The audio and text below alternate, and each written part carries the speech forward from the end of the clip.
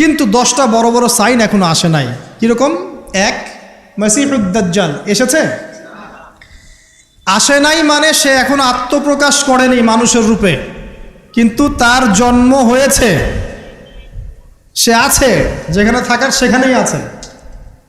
তার যেটা মিশন, সেই মিশন চলছে বিশ্বজুড়ে, এবং তার মিশনগুলো বাস্তবায়ন করছে এখন ইহুদিরা। কারণ ইহুদিদেরকে নিয়েই সে বিশ্ব শাসন করবে। যাদেরকে নিয়ে সে বিশ্ব শাসন করবে তারা দাজ্জালের মিশন ঠিকই বাস্তবায়ন করছে। দেখেন, দাজ্জাল কিন্তু পৃথিবীতে আছে। কোথায় আছে, তার মানে সে কোন গোত্রের হবে ইত্যাদি ইত্যাদি, তার দেহের গঠন কেমন হবে, চুল কেমন হবে, চোখ কেমন হবে, সব কিছু হাদিসে বলা আছে। মাসিহুদ দাজ্জাল নিয়ে আমি আলাদা একটা খুতবা বা লেকচার ইনশাল্লাহ দিব। কিছু মানুষ আছে দেখলাম দাজ্জাল কোথা থেকে বের হবে এই নিয়ে খুব আলোচনা। আমি বলেছি অনেক দিন আগের একটা লেকচারে যে দাজ্জাল জেরুজালেম থেকে বিশ্ব শাসন করবে। 5 বছর আগেও এই কথা বলেছি, ইনশাল্লাহ জীবনের শেষ পর্যন্ত এই কথা বলবো। দাজ্জাল জেরুজালেম থেকে সারা বিশ্ব শাসন করবে। এখন সে খুব লেখা লিখছে না, এখানে খোরাসানের কথা এসেছে, এখানে ইস্পাহানের কথা এসেছে, ইত্যাদি ইত্যাদি।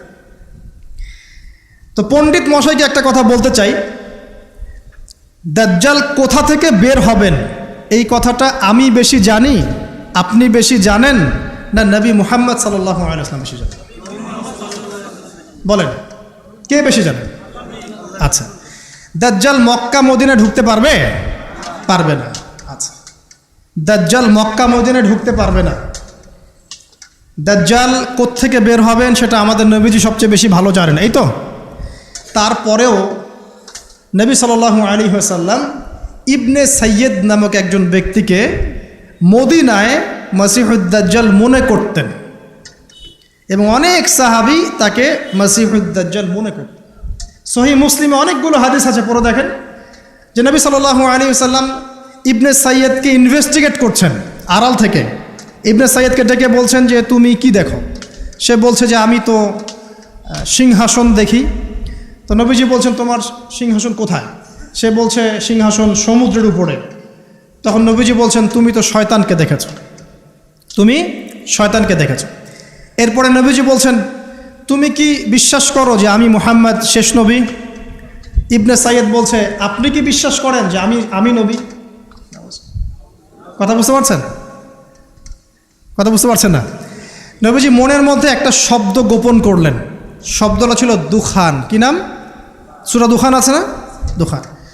দুখান শব্দটা মনের মধ্যে গোপন করে ইবনে সাইয়্যিদকে বলছেন যে বলো দেখি আমি মনের মধ্যে কি শব্দ গোপন করে রেখেছি। তখন ইবনে সাইয়্যিদ কি বলল জানেন? বলল দুখ। দুখ রহস্যময় ক্যারেক্টার না একটা? ওমর রাদিয়াল্লাহু আনহু বলছেন যে ইয়া রাসূলুল্লাহ আপনি আমাকে অনুমতি দেন, এর গর্দানটা আমি উড়াই দিই। তখন নবী সাল্লাল্লাহু আলাইহি ওয়াসাল্লাম বলছেন যে না, যদি সে, শোনেন স্টেটমেন্টটা শোনেন, যদি ইবনে সাইয়্যিদ সত্যি দাজ্জাল হয়ে থাকে তাহলে তুমি তাকে হত্যা করতে পারবে না, কারণ তার হত্যা লেখা আছে ঈসা আলাইহিস সালামের হাতে। ঠিক আছে? আর যদি সে দাজ্জাল না হয়ে থাকে তাহলে নিরপরাধ ব্যক্তিকে হত্যা করার মধ্যে কোনো সার্থকতা নাই। এই যে যদি সে দাজ্জাল হয়ে থাকে, এই চান্সটা নবী সাল্লাল্লাহু আলাইহি ওয়াসাল্লাম কেন নেবেন? অথচ ঘটনাটা মদিনার, যে মদিনায় দাজ্জাল ঢুকতে পারবে না। ব্যাপারটা কি রহস্যময় নয়? এত সহজেই দাজ্জালের কনসেপ্ট নিয়ে এত আলোচনা করা যায় না। 2-4টা হাদিসকে মিলালেই সব কিছুর কনক্লুশন আসে না। দাজ্জালের খুরুজ একটা জিনিস, ওর জন্ম নিয়ে আর একটা জিনিস। সে পৃথিবীতে আছে, সৃষ্টির শুরু থেকেই আছে। স্বয়ং নূহ আলাইহিস সালাম যখন নবী ছিলেন তখন নূহ আলাইহিস সালামও তার কওমকে দাজ্জাল সম্পর্কে সতর্ক করেছেন। তো নূহ আলাইহিস সালামের যুগে সে কোথায় ছিল? এটা কি চিন্তার বিষয় নয়? আবার তামিম দাড়ি দেখে আসছেন দ্বীপের মধ্যে তাকে বাধা অবস্থায়। হাদিস আছে না? আছে। এখন একটা হাদিসের মধ্যে যে আছে যে দাজ্জাল ইরাক এবং শাম এর মাঝামাঝি একটা রাস্তা থেকে বের হয়ে আসবে, এটা একটা হাদিস। আরেকটাতে আছে ইস্পাহান থেকে বের হয়ে আসবে। ইস্পাহান কিন্তু এখন ইরানের মধ্যে, ঠিক আছে? আরেকটা হাদিসে আছে খোরাসান থেকে বের হয়ে আসবে। আপনি কিভাবে মেলাবেন? আবার নবীজি এখানে মদিনার মধ্যে ইবনে সাইয়্যিদকে বলছেন যে ওমর সে যদি দাজ্জাল হয়ে থাকে তুমি তাকে মারতে পারবে না। ব্যাপারটা কি রহস্যজনক না? অনেক চেইন মিলাতে হবে এখানে, একটা দুটা হাদিস দিয়ে আমি কনক্লুশন আসতে পারবো না। আরেকটা বিষয় বলি, ওই যে শাম এবং ইরাকের মাঝখানের রাস্তার কথা আসছে, এই জায়গাটা এখন ইসরায়েলের আন্ডারে পড়েছে। অথচ যেই সময় হাদিসটা বলা হচ্ছিল তখন কিন্তু ইসরায়েল রাষ্ট্রের অস্তিত্ব ছিল না। যখন দাজ্জাল সংক্রান্ত এই শাম ইরাকের হাদিস বলা হচ্ছে তখন ইসরায়েল রাষ্ট্রের জন্মও হয় নাই।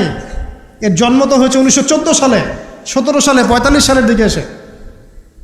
তাহলে ওই যে ইস্পাহান খোরাসান যেগুলো বলছেন, এমনও হতে পারে অদূর ভবিষ্যতে ইসরায়েল ওই জায়গাগুলো দখল করে ফেলবে, হতেই পারে। সিরিয়ার ওই উপত্যকা কি ইসরায়েলের ছিল আগে? মিশরের গোলান ওদের ছিল আগে? আস্তে আস্তে তারা এক্সটেন্ড করেছে। এত সহজে একটা হাদিস যে একটা কনক্লুশনে এসে অনলাইন ধুয়ে দেওয়ার মধ্যে কোনো সার্থকতা নাই। তো এই মুফতি সাহেব বা ওনাকে জিজ্ঞাসা করেন দাজ্জালের পণ্ডিতকে, তাহলে খোরাসান থেকে যদি দাজ্জাল বের হবে আর ইস্পাহান থেকে বের হবে, তাহলে মদিনায় নবী সাল্লাল্লাহু আলাইহি ওয়াসাল্লাম ইবনে সাইয়্যদকে কেন দাজ্জাল মনে করছেন? এই প্রশ্নের উত্তর আগে শুনে আসতে পারেন, এর কি উত্তর দেয়। এটা নিয়ে আরও ডিটেলস কথা আছে, আমি বললাম যে একটা দুইটা হাদিস দিয়ে এগুলো আমি বোঝাতে পারবো না, আমার মিনিমাম 1 ঘন্টা সময় লাগে। আল্লাহ পাক এই বিষয়গুলো নিয়ে আমাদেরকে গভীর গবেষণার তৌফিক দান করুন। এতটুকু জেনে রাখেন, সে এই বিশ্ব শাসন করবেই এবং 40 দিন সে বিশ্বটাকে ম্যাসাকার করবে। তার 1 হাতে জান্নাত 1 হাতে জাহান্নাম, মানে এটা সত্যিকারের জান্নাত জাহান্নাম নয়, এটা রূপক অর্থে, মানে যে তার আনুগত্য করবে সে তাকে প্রোগ্রেস দেবে, যে তার আনুগত্য করবে না ধ্বংস। সে যে বায়ুমণ্ডল, যে আকাশ নিয়ন্ত্রণ করবে, দুর্ভিক্ষ দিবে, সে যে মানুষকে সচ্ছলতা দিবে, এগুলো কিভাবে? এগুলো তার আনুগত্য এবং তার মানে বিরোধিতার মধ্য দিয়ে মানে পরিস্ফুটিত হবে আর কি। দাজ্জাল এমন একটা গাধার পিঠে সফর করবে যেটার কান হবে অনেক লম্বা। তো এই গাধা মানে কি সত্যিকারের গাধা? তাহলে গাধা কি আকাশে উড়বে? আর কিছু প্রোটেস্ট্যান্ট মার্কা মুসলিম আছে, এরা মনে করে না গাধা মানে সত্যিই গাধা। এমন গাধা আসবে যে গাধা চড়ে আকাশে সফর করা যাবে। আসলে কি এখানে গাধা কি গাধাই বোঝানো হয়েছে? দাজ্জালের হাতে রুটির পাহাড় থাকবে। কিছু মানুষ মনে করে রুটির পাহাড় মানে আসলে রুটির পাহাড়। আসলে কি রুটির পাহাড় মানে খাবারের নিয়ন্ত্রণ? এগুলো বোঝার জন্য কি আপনার পিএইচডি করার দরকার আছে? তো অনেক ডেপথ এই সাবজেক্টটা, এটাকে আপনাকে খুব গভীরভাবে পড়তে হবে। চলুন, এই সাইনটা এখন দেখা যাচ্ছে না, সে এখনও আত্মপ্রকাশ করে নাই, অচিরেই করবে। তবে এতটুকু জেনে রাখেন, সে আত্মপ্রকাশ করলে জিউসদেরকে নিয়ে সারা বিশ্ব সে শাসন ঠিকই করবে। তবে আল্লাহ পাক তাকে এবং পুরো জিউসদেরকে ওই জেরুজালেমে ধ্বংস করবেন কিভাবে? ঠিক যেভাবে আল্লাহ পাক ফেরাউন এবং তার দলবলকে ধ্বংস করেছেন লোহিত সাগরে। একই সুন্নাহ, সেম সুন্নাহ আল্লাহ পাক অ্যাপ্লাই করবেন। আল্লাহ পাক সবর করেছেন, ধৈর্য ধরেছেন, সবগুলাকে এক জায়গায় এনেছেন লোহিত সাগরে, তারপর 1 দিনের মধ্যে ফেরাউন আর তার দলবলকে ডুবিয়ে দেন।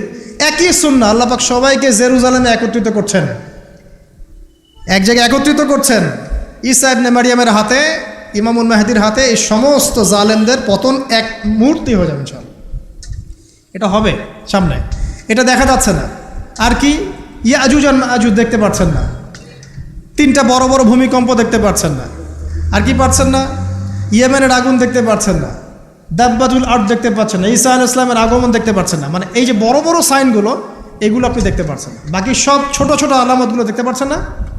দেখতে পাচ্ছেন। এটা আপনার সময় সামনে অপেক্ষা করছে।